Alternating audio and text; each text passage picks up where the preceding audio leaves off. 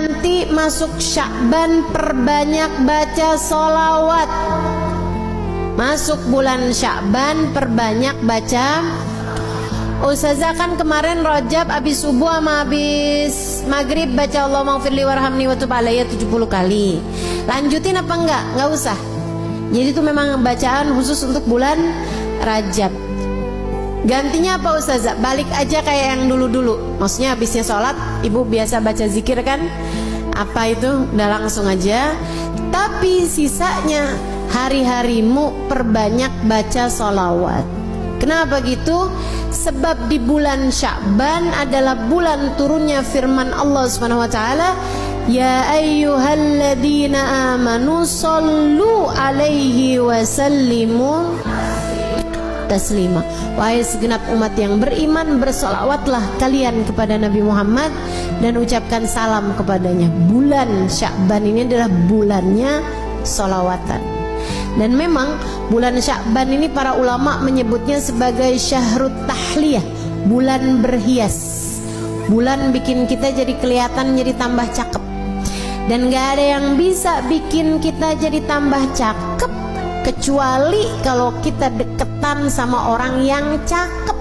Gak ada yang lebih cakep di alam semesta ini daripada baginda kita Nabi besar Muhammad. Deketi Nabi Muhammad, banyakin baca salawat padanya, maka kamu akan terciprati cahayanya Nabi besar Muhammad. Dengan itu nantinya kamu lebih siap untuk masuk kepada bulan suci Ramadan. Teman-teman saya sekalian, malam nisfu Sya'ban 14 malam 15 itu insya Allah akan terjadinya pada malam Jumat tanggal 13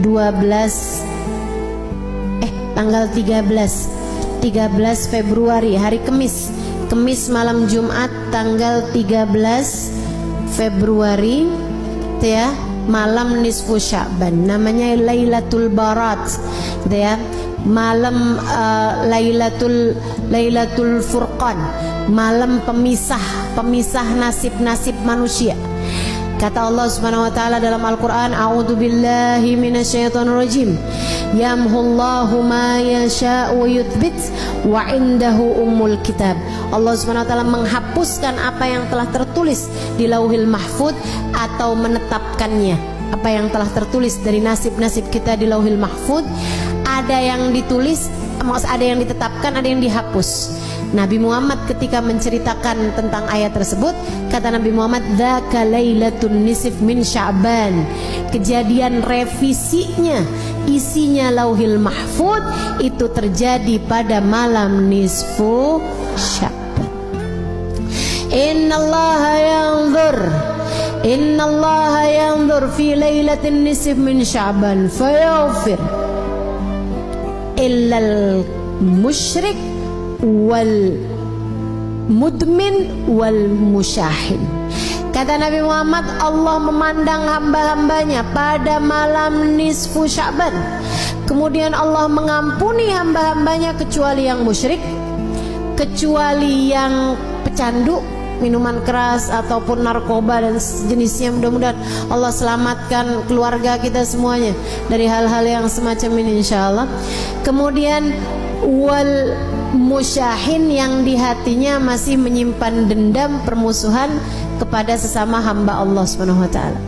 Itu sisanya Allah ampuni. Itu malam penting, malam nisfu Sya'ban, malam perubahan nasib. Ibu, malam revisi nasib. Nah ini nih pada setiap tahun itu Allah punya malam revisi. Jadi Allah Subhanahu wa taala ada yang netepin, ada hapusin apa yang telah tertulis di Lauhil Mahfuz dari nasib-nasib kita sekalian, dari rezeki kita, dari keadaan kita hidup di dunia nih. Kemudian lagi termasuk darinya adalah masalah kematian kita, husnul khatimah ataukah su'ul khatimah. Karenanya di malam nisfu Sya'ban kita diajarkan oleh para ulama-ulama kita untuk membaca Yasin 3 kali dengan niatannya masing-masing. Yasin yang pertama dengan niat Allah karuniakan umur yang berkah, umur yang panjang dalam taat pada Allah Subhanahu wa taala, umur yang panjang baiknya, umur yang panjang kebaikannya, umur yang panjang pahalanya. Bukan asal umur panjang waktunya, bukan, tapi yang minta kita panjangin, yang kita minta Allah panjangkan adalah panjang pahalanya, panjang berkahnya, panjang manfaatnya, panjang kebahagiaannya.